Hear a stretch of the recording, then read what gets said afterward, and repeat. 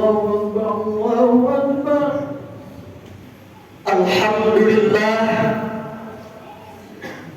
Alhamdulillahilladzi arsala rasulahu liyukhrijan nasa minadh dhulumati ilan nur wa liyahdiyahum ila siratil azizil hamid, siratil ladzi lahu ma fis samawati wa ma fil ardh.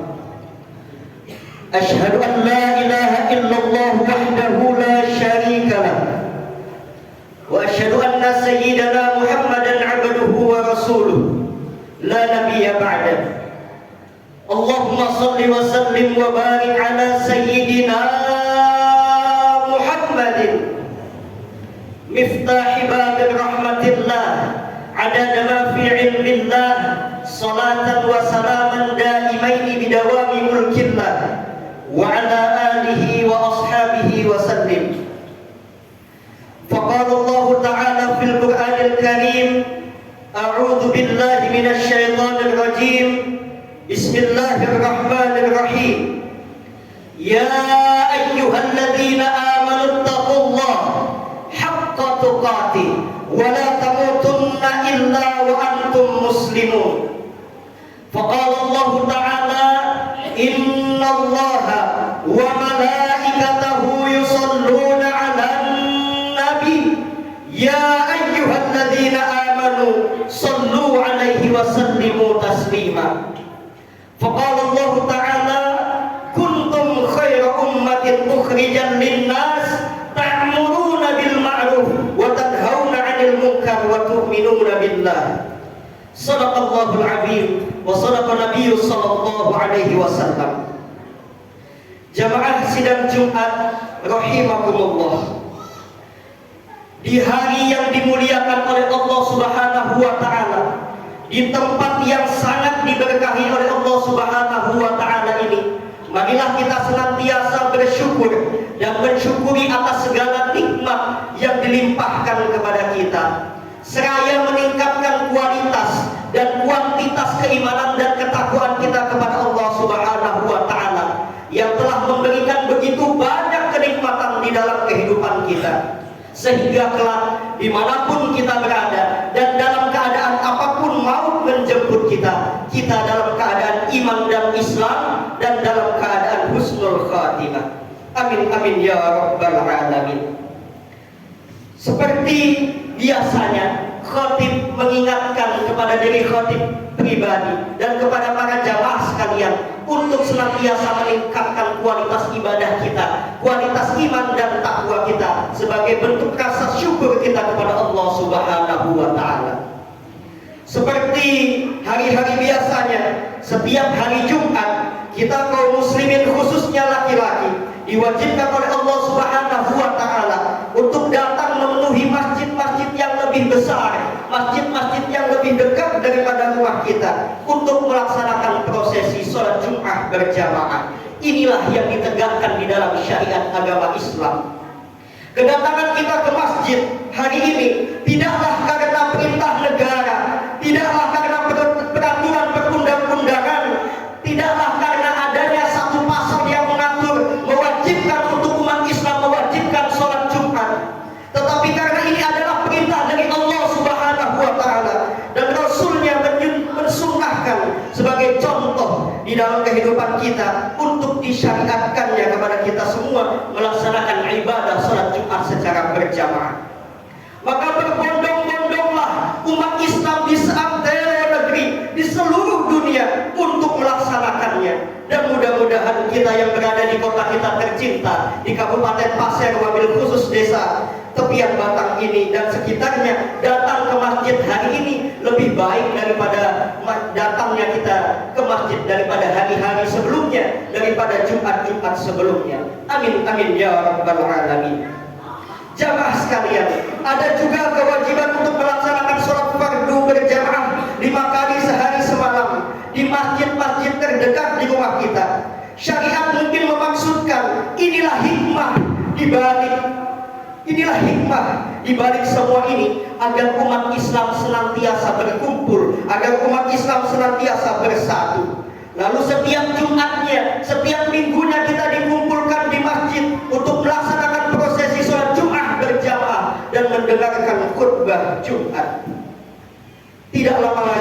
Hadirin sekalian, datang bulan Maulid, bulan kelahiran Nabi besar Muhammad sallallahu alaihi wasallam, yang mana bermaksud untuk mengingatkan kepada kita kembali untuk bagaimana kita mengetahui sejarah perjalanan, sejarah lahirnya manusia mulia Nabi besar Muhammad sallallahu alaihi wasallam.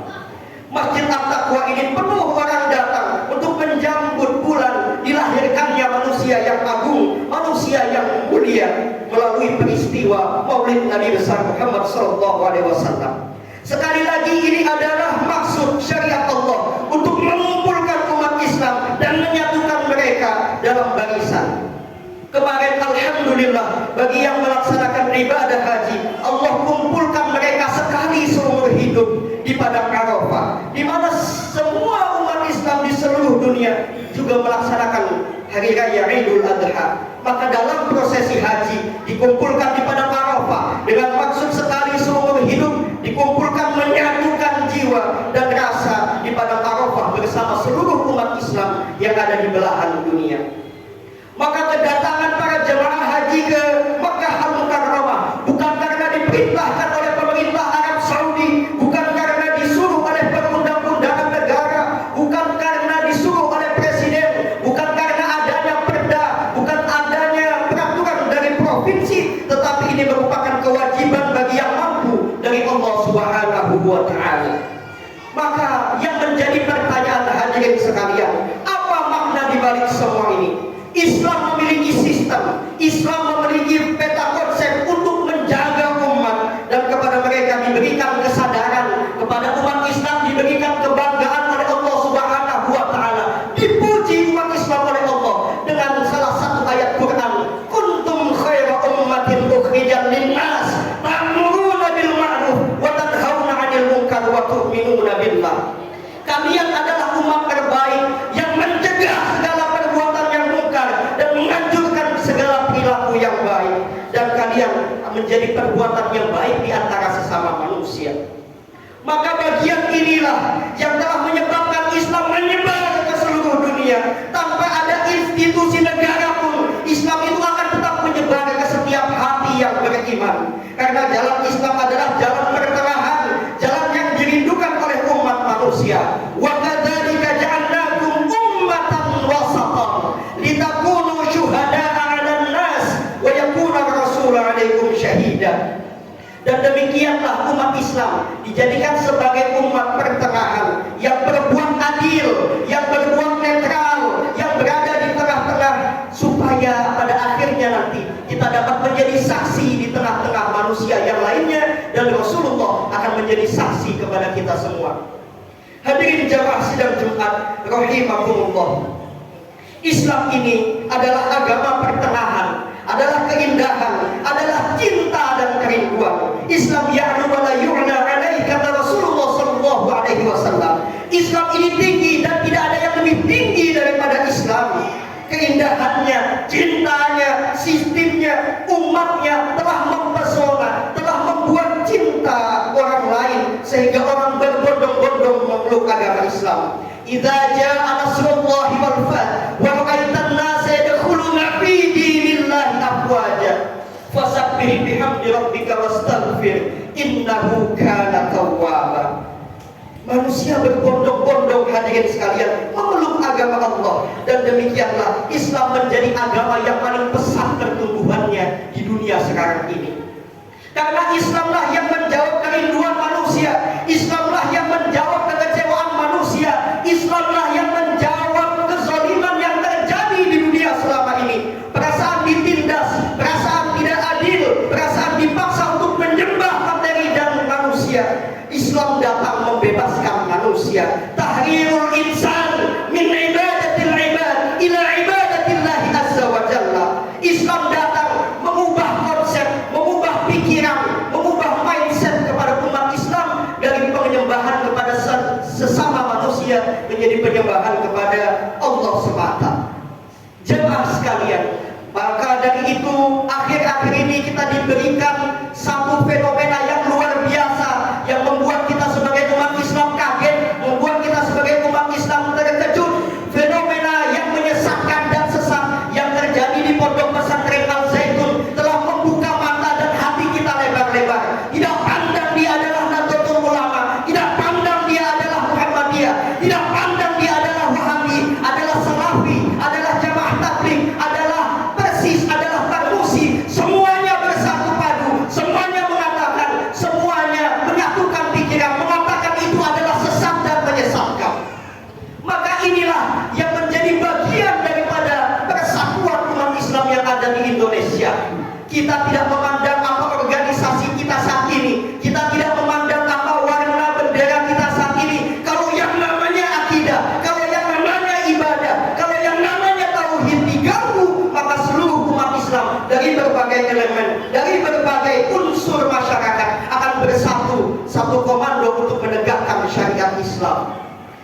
inilah yang menggoda manusia di seluruh dunia untuk berbondong-bondong memeluk agama Islam. Dan alhamdulillah kita mendapatkan kabar dari sejarah bahwa Indonesia ini dahulunya sebelum adanya Islam ada agama-agama sebelumnya. Maka ketika para dai, para muballigh, para pedagang dengan bersilaturahim ke Indonesia dengan menyebarkan dakwah, mereka disambut oleh seluruh rakyat, disambut oleh rakyat jelata, oleh raja-raja, oleh sultan-sultan dan oleh penguasa. Itulah sebabnya kita menyaksikan di saat teror Indonesia ini bagaikan ratna mutmanikan, bermacam-macam permata menyebar umat Islam dari Sabang sampai Merauke. Dari Aceh kita temukan Aceh Darussalam, tempat salah satunya masuk agama Islam ke seluruh Nusantara dengan raja-raja, dengan kesultanan-kesultanan dan sistem pemerintahan yang ada pedomannya di dalam syariat agama Islam. Maka perlu diketahui hadirin sekalian, Islam tidak hanya memberikan bagaimana tata cara kita memperbaiki pribadi kita. Islam tidak hanya memberikan tata cara bagaimana cara sholat. Islam tidak hanya memberikan kepada kita bagaimana cara bersedekah, bagaimana cara berinfak, bagaimana cara berkorban. Tetapi Islam juga memberikan tata cara bagaimana cara kita membangun negara, bagaimana cara kita membangun ekonomi, bagaimana cara kita membangun politik, hukum, membangun power dan kekuasaan. Sehingga Islam ini kuat, sehingga ada yang datang ingin merubah akidah, ingin main-main dengan akidah umat Islam, maka tidak bisa lagi. Contohnya tadi yang kami sebutkan, fenomena sesat dan menyesatkan yang terjadi di Pondok Al-Zaitun di Indramayu, Jawa Barat. Mungkin mereka sanggup untuk menguras harta kita, merampas harta kita, merampas tanah kita, merampas segala apa yang dimiliki berupa materi. Tetapi ketika sudah menyentuh kepada keyakinan, menyentuh kepada akidah, maka umat berbondong-bondong menyatukan barisan untuk membela agama Allah, membela Rasulullah SAW. Kemudian orang-orang penjajah itu datang dengan membawa tema gold, gospel, dan glory, ingin merampas hasil bumi kita. Di saat teror Indonesia ini sudah ada kerajaan-kerajaan, sudah ada kesultanan-kesultanan. Di Pulau Kalimantan ini kita tahu, hadirin sekalian, salah satu raja, salah satu kerajaan yang terkenal di daerah Kalimantan Timur ini adalah Kerajaan Sadurnas, kerajaan yang berada di daerah Kabupaten Pasir, daerah kita. Ketika mereka memerlukan umat, ketika pemerintah, ketika kerajaan, ketika Raja Pasir memerlukan umat, memerlukan para ulama untuk berperang, maka mereka meminta fatwa kepada ulama. Keluarlah fatwa ulama dan berperanglah, berjihadlah mereka mengusir penjajah.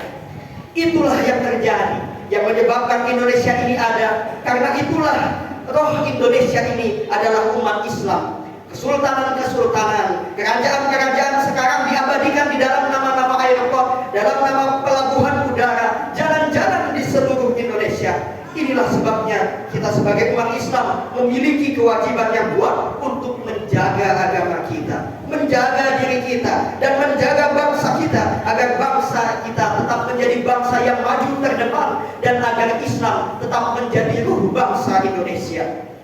Islam yang menjadi ruh bangsa ini adalah Islam yang dirindukan, Islam yang moderat, yang pertengahan, ummatan wasatan, litakunu syuhada'a 'alan nas, yang memancarkan nilai-nilai keadilan, yang memancarkan nilai-nilai kenetralan, sehingga membuat orang jatuh hatinya kepada Islam.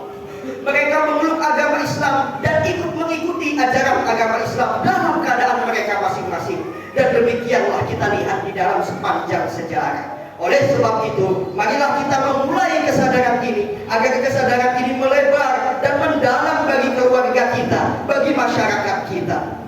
Hadirin jamaah sidang Jumat rahimakumullah, sebelum beranjak ke khutbah yang kedua, kita harus sadar bahwa di negara yang begini besarnya tergambar bagaimana Islam itu datang dan bagaimana Islam itu hidup.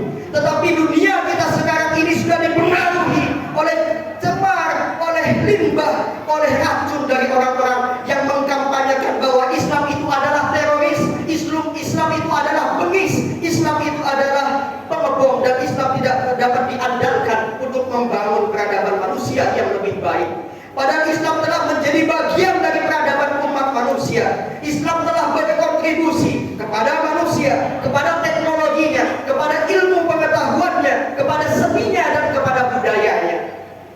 masa mereka gelap, kita telah terang. Pada saat mereka terpuruk, kita sudah menjadi agama, sudah menjadi peradaban yang maju ke depan. Oleh karena itu, kita memerlukan satu representasi bahwa umat kita di Indonesia ini juga memerlukan wajah yang terang benderang dari satu kepemimpinan Islam yang baik, yang memancarkan sinar Islam ke seluruh dunia, sehingga kita sanggup menjadi juru bicara bagi agama ini, sehingga terketuklah hati manusia bahwa Islam dan keadilan itu menyatu. Mudah-mudahan kita semua kelak dapat mendapatkan jodoh bagi bangsa Indonesia ini, pemimpinnya kelak menjadi pemimpin yang dapat membawa nafas Islam, mendapat membawa nafas agama, dan bangsa ini menjadi bangsa yang baldatun thayyibatun wa rabbun ghafur. Amin amin ya rabbal alamin. Barakallahu li wa lakum fil Qur'anil azim wa nafa'ani wa iyyakum bima fihi minal ayati wa dzikril hakim. Fataqabbal minni wa minkum tilawatahu innahu huwal ghafurur rahim. Allahumma salli wa sallim. Alhamdulillahilladzi arsala rasulahu bil huda wa dinil haqq liyudhhirahu 'ala ad-dini kullihi wa kafa billahi shahida. Asyhadu an la ilaha illallah wahdahu la syarika lah, lahul mulku wa lahul hamdu yuhyi wa yumiitu wa huwa 'ala kulli syai'in qadir. Wa asyhadu anna sayyidana Muhammadan 'abduhu wa rasuluh la nabiyya ba'da. Allahumma shalli wa sallim wa barik 'ala sayyidina Muhammadin sallallahu alaihi wasallam wa 'ala alihi wa ashabihi ajma'in. Amma ba'du. Faqala Allah ta'ala fil Qur'anil 'azim, a'udzu billahi minasy syaithanir rajim. Bismillahirrahmanirrahim. Ya ayyuhalladzina amanu taqullaha haqqa tuqatih wa la tamutunna illa wa antum muslimun. Faqala Allah ta'ala, innallaha wa malaikatahu yusalluna 'alan nabi ya ayyuhalladzina amanu sallu 'alaihi wa sallimu taslima. Shadaqallahul 'azim wa shadaqa nabiyyu sallallahu alaihi wasallam. Hadirin jamaah sidang Jumat rahimakumullah. Di dalam khutbah yang kedua ini, marilah senantiasa kita memanjatkan doa, memanjatkan segala impian dan keinginan kita selama hidup dalam sepanjang sejarah ini. Segala keinginan kita, segala apa yang kita damba-dambakan, mudah-mudahan dalam khutbah kedua ini kita panjatkan doa dan mudah-mudahan dikabulkan oleh Allah Subhanahu wa taala. Sebelum memulai doa, khatib memberikan pemberitahuan kepada para jamaah sekalian bahwa sebenarnya yang menjadi jadwal khatib pada Jumat ini adalah sudah ditentukan orangnya. Namun karena kami mendapatkan tugas beberapa bulan lalu dari Dewan Pimpinan Wilayah Ikatan Dai Muda Kalimantan Timur, oleh karena itu kami ditugaskan karena beberapa waktu lalu alhamdulillah kami menjuarai juara satu dai tingkat nasional mewakili Kabupaten Pasir. Oleh karena itu kami ditugaskan di 9 desa, di 9 tempat, termasuk di Labangka, di Labuan Lama insyaallah minggu depan, kemudian di Babulu, di Labangka dan lain sebagainya, ada 9 tempat untuk kami bertugas mengabdi melalui safari khutbah, safari dakwah ke masjid-masjid. Mohon doanya kepada jamaah sekalian, mudah-mudahan dalam rangka penugasan dari Dewan Pimpinan Wilayah Ikatan Dai Muda Kalimantan Timur ini dapat memberikan kami keberkahan, memberikan kami pengalaman yang begitu luar biasa menghadapi umat, menghadapi segala problematika yang terjadi di tengah-tengah masyarakat. Mohon doanya agar kami diberikan kesehatan, diberikan kelancaran di dalam menjalankan misi dakwah ini. Amin amin ya rabbal alamin. Oleh karena itu marilah kita berdoa bersama-sama. Allahumma ighfir lil muslimina wal muslimat wal mu'minina wal mu'minat al ahya'i minhum wal amwat innaka sami'un qaribun mujibud da'wat wa ya qadiyal hajat. Allahumma ya muqallibal qulub tsabbit qulubana ala dinik. Rabbana ighfir lana wa li ikhwanina alladziina sabaquna bil iman wa la taj'al fi qulubina ghillan alladziina amanu rabbana innaka ra'ufur rahim. Allahumma ihdinas siratal mustaqim siratal ladzina an'amta 'alaihim ghairil maghdubi 'alaihim waladdallin. Amin. Rabbana atina fid dunya hasanah wa fil akhirati hasanah wa qina adzabannar. Wassallallahu ala sayyidina Muhammad walhamdulillahi rabbil alamin. Ibadallah, innallaha ya'muru bil 'adli wal ihsan wa ita'i dzil qurba wa yanha 'anil fahsya'i wal munkari wal baghi ya'idukum la'allakum tadhakkarun. Aqimus shalah.